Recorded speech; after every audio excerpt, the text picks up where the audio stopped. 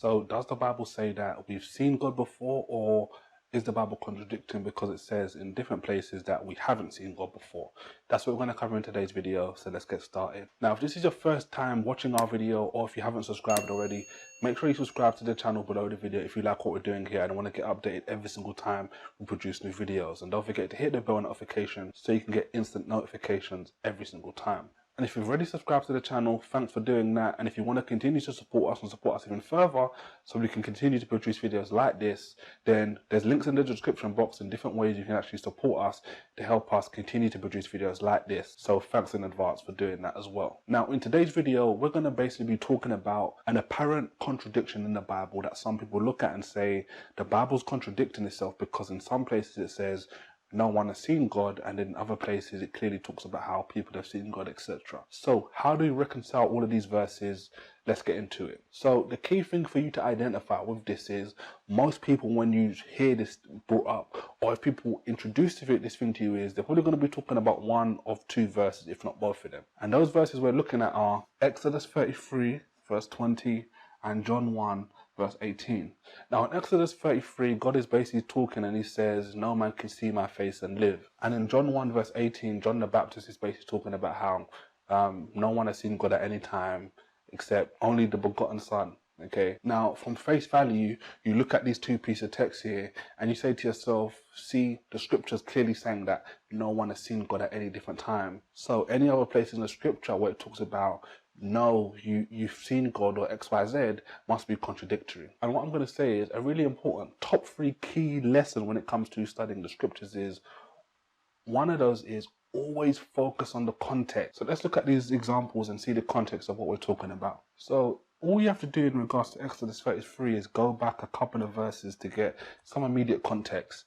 And the key piece of text here that I want to highlight first is verse 18, which is where Moses says to God, show me thy glory. Then we get verse 20, which is one of the key verses in today's video, where God basically says, in response to Moses saying, show me your glory, God comes along and says, no man can see my face and live. And then to wrap it up, basically what God basically says, which kind of debunks Exodus 33:20 in regards to people using it in the context of you can't see God.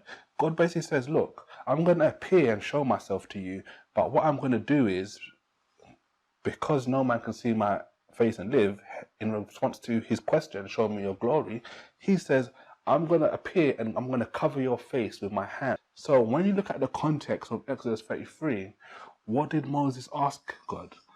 Moses asked God to show him his glory. That means show himself in his entirety. So now when we get to John 1 verse 18, if you read the whole context of the scenario, John the Baptist is basically comparing and contrasting between Moses and Jesus, and talking about how Moses brought the law, but Jesus brought grace. And what is Jesus? Jesus is the ultimate visual embodiment of God's grace, okay?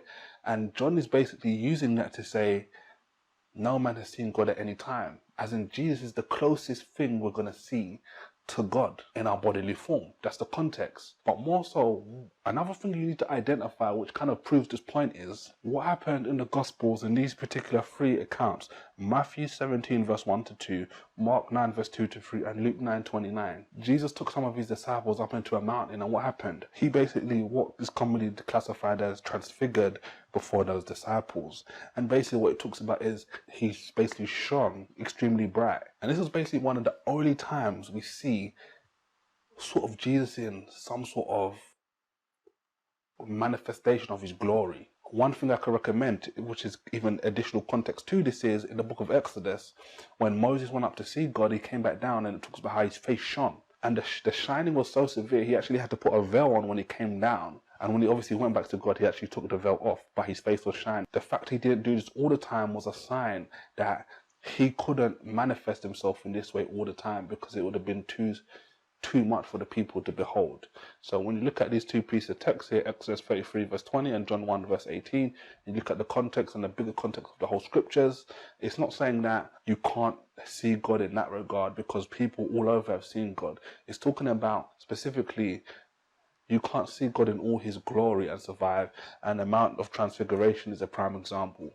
Okay, because he only did this one time in the Gospels, and it wasn't something that he could continue to do all the time because it would have been too much for the people. So, on that note, if you like this video, don't forget to subscribe to the channel, and obviously there's links in the description box that you can use to support us even further than just subscribing.